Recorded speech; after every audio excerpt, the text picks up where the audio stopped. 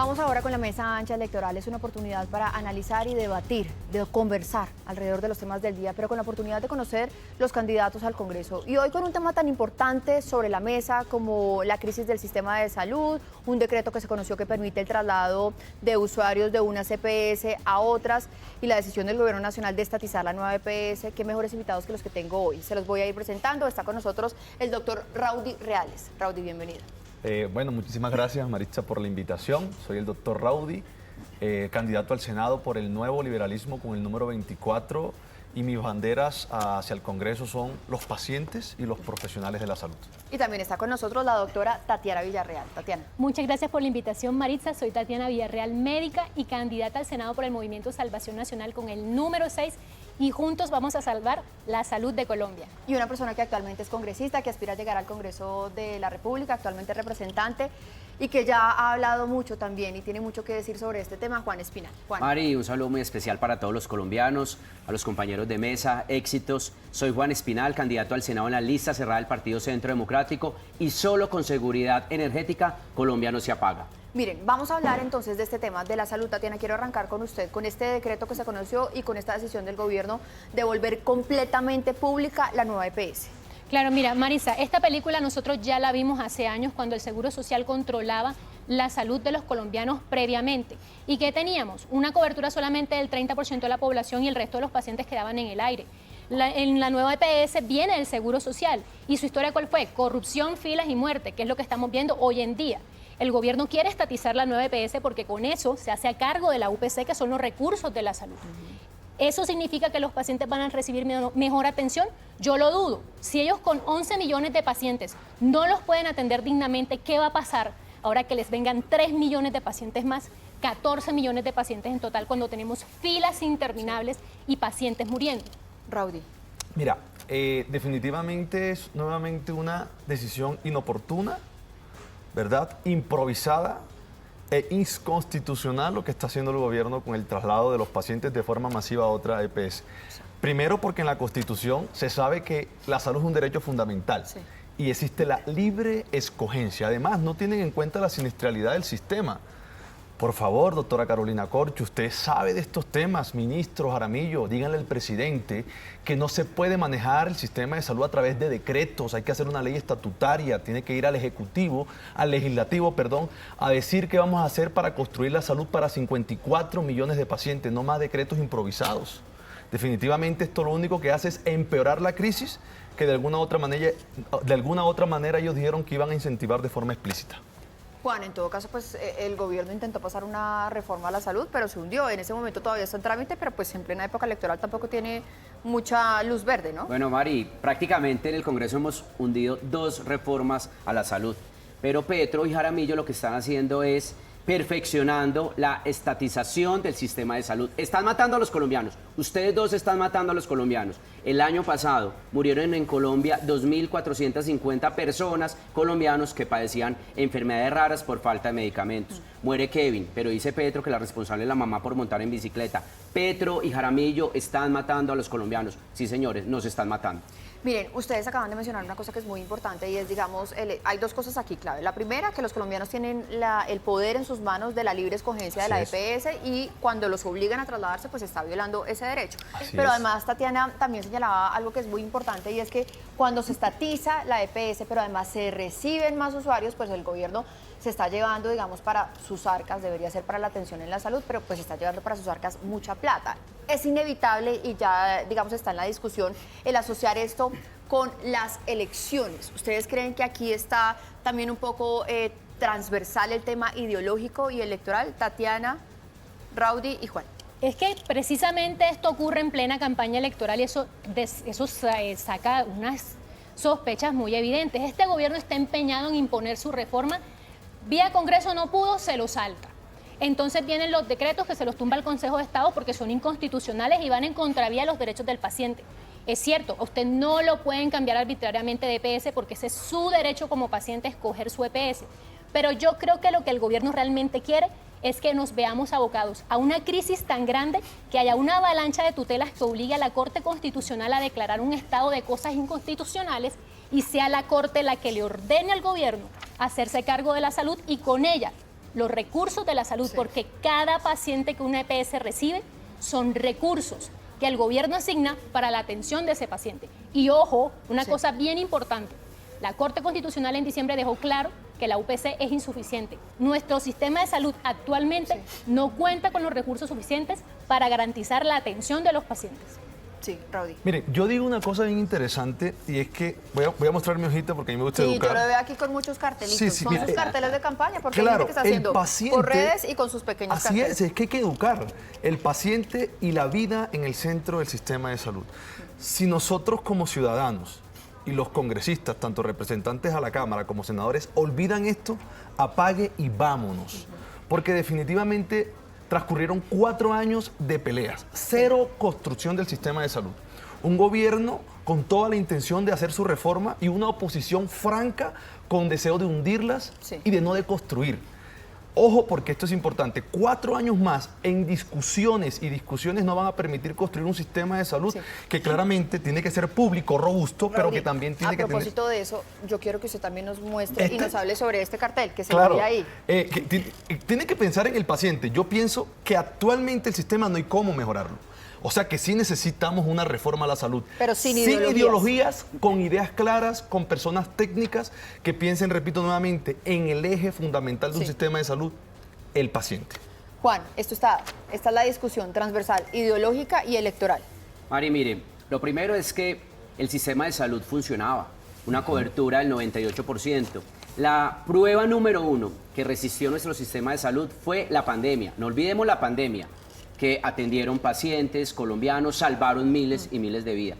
Que había que corregir, claro, temas por corregir, no hay nada perfecto. Pero lamentablemente ver al ministro Jaramillo, como dice también, pues que los ricos también lloran, ojalá él nunca llore, y al presidente Gustavo Petro entregando ambulancias, 1.550 ambulancias. ¿Será que el problema para corregir el sistema de salud son ambulancias? Entonces que entreguen miles y miles de ambulancias en cada municipio. Politiqueros, están haciendo politiquería para beneficiar a su candidato a la presidencia Cepeda y a sus candidatos del pacto histórico. Se mecatearon la plata de la salud como se ha mecateado la plata del Estado colombiano haciendo politiquería. Sí, mire, Juan, usted acaba de decir, ojalá que al ministro nunca le toque llorar, y yo diría que ojalá que sí, y no porque le pase algo a él, sino porque debería conmoverse con tantos casos de pacientes que no han recibido sus medicinas, de mamás que están sufriendo, de personas que se están muriendo. También acaba de tocar un tema muy importante que lo hemos trabajado aquí en Noticias RCN, son esos recorridos del ministro de Salud, a veces también con el ministro de Trabajo, entregando ambulancias. El más reciente evento lo vimos ayer aquí en Bogotá, y además de eso pidiendo, para no decir presionar, que es una palabra que le molesta un poquito a los altos funcionarios, pidiendo a quienes están ahí firmar las planillas de la Asamblea Nacional Constituyente. ¿Cómo ven ustedes eso, Raúl? Arranco con Mira, usted. eso ocurre en Colombia desde hace mucho tiempo. Los profesionales de la salud, especialmente los que trabajan en el sistema público, son coaccionados, no solamente para la constituyente, sino también con fines electorales. Diferentes clanes políticos en diferentes regiones, para decir, en todas las regiones tienen coaccionados a la planta de personal. Y es que tenemos un problema estructural en el sistema. Hay precarización de los profesionales de la salud porque cerca del 90 al 95% de la planta de personal de los hospitales públicos es por órdenes de prestación de servicio. ¿Y sabe qué están haciendo, Maritza? Te mandan a traer una planilla con 10 nombres para que le puedas poner voto al político de turno. Y voy a dar nombres. Cuando estuve en Tunja, dijeron que el hospital estaba pintado de verde y que no podían aparecer porque le estaban obligando a traer firmas para poder renovarles el contrato. Ahora el gobierno, que maneja todos los recursos de la salud, que tiene la EPS más grande del país intervenida, está haciendo lo mismo con otros fines de la constituyente y de beneficiar claramente a su partido político. Ojo, métale política a lo que quiera, pero cuando usted le mete política a la salud, eso cuesta vidas humanas, como la de Kevin, como la de Cecilia y la de otros más colombianos. Maritza Ramírez, hemos documentado también aquí. Yo quiero ser clara con esto y le voy a enviar un mensaje al ministro Jaramillo y al ministro Sanguino. Yo les exijo respeto para el personal de salud. Ustedes no nos pueden instrumentalizar para sus deseos electorales. La misión médica se respeta y nosotros somos neutrales. Nosotros atendemos a todas las personas por igual, sin distinción política ni de clase. Y yo quiero ser enfática en eso. Una cosa importante, ¿sabían ustedes que el Estado mantiene la mayoría de sus empleados en salud por OPS? ¿Dónde está la dignificación del talento pues humano? es un contrato por Un prestación contrato de por servicios, prestación o sea, de ni servicios. siquiera con No se los puede parafiscales. tomar la plata de la salud para hacer Sí. política. Respeten los derechos de los pacientes. Juan, para cerrar este tema, muy Mari, mire, rápidamente. hay problemas, claro que sí, como lo decía el doctor, mejorar las condiciones del talento humano de nuestros médicos y enfermeras. Hay que aumentar la cobertura en las áreas rurales de nuestro país. Hay que perseguir la corrupción. 76 maneras de robarse el sistema de salud, que además ya está documentado, lo dejó documentado el ex superintendente de salud Aristizábal. Así que eso es lo que tenemos que atacar, pero uno no puede acabar con lo que funcionaba. Lamentablemente, Gustavo Petro no tuvo la capacidad de construir sobre lo construido y por eso están matando a los colombianos. Miren, nuestro siguiente tema es algo que está preocupando muchísimo en medio de esta temporada electoral y es la seguridad. La seguridad sí para los colombianos, porque la Defensoría ha documentado más de 100 municipios que están bajo el control de los grupos al margen de la ley, pero también la seguridad para los candidatos. Y hemos visto muchos episodios, hace poco liberaron a un candidato al Congreso, secuestros, ataques, incluso muertes, pero Raudy acaba de denunciar además amenazas e intimidaciones y la UNP le entregó pues una protección, una especie de medida de protección. protección. Entonces, Raudy, arranquemos con usted y con su caso personal. Miren, yo pienso que el ejercicio de la política no debe convertirse en violencia, como ha ocurrido de forma histórica en nuestro país. Tenemos que acabar eso, porque una idea no puede llevarte a un enfrentamiento con otros. El primer hecho ocurrió en Villavicencio, estábamos frente al hospital denunciando esto, Marista, es que esto es una verdad, juegan con la comida y el hambre de los colombianos. Y entonces estábamos haciendo la denuncia y la seguridad privada del hospital, por orden directa de la subgerente, nos fue a intimidar. Y como decidimos no retirarnos del hospital, nos mandaron a policías que también fueron instrumentalizados sin identificación y luego en Tunja sin identificación y con un pasamontaña a sacarnos. Por consiguiente, esto está generando llagas y vamos a trabajar porque tomo algo que han dicho mis compañeros, no podemos instrumentalizar al personal de la salud. El único ejercicio que debería hacer un profesional de la salud en general es velar por la salud de los colombianos, pero nos están obligando a conseguir votos para beneficiar al uno y al otro, lo cual está generando problemas importantes. Sí. Ojo, la seguridad de todos los candidatos al Senado y al Congreso de la República en general debe ser garantizada por el Estado y no está siendo así. Fue el candidato al Congreso, al Senado, luego una candidata a una curul de paz que también fue retenida, Sí. hechos con campañas que son no afines al el estamento y en consecuencia, ¿hay seguridad para nosotros o nos vamos a exponer para que suceda cosas que ya han pasado en el Sí, pasado? incluso congresistas que hoy, digamos, se han contado en muchas votaciones en la coalición de gobierno, como por ejemplo Jairo Castellanos. Tatiana, sobre este mismo tema, la seguridad, ¿cómo ha sentido usted la seguridad al recorrer las regiones y el país? A nosotros no se nos puede olvidar que fue en este gobierno donde se asesinó a un candidato presidencial, que solicitó más de 30 veces que se le garantizara la seguridad y se le reforzara el esquema. El Estado es responsable de garantizar la seguridad de absolutamente todas las personas que hoy, en ejercicio de nuestro derecho constitucional, participamos de la contienda electoral. El Estado está obligado, y en este sentido el gobierno está obligado a garantizar nuestra seguridad, aunque estemos en un espectro político diferente al de ellos. Es su obligación.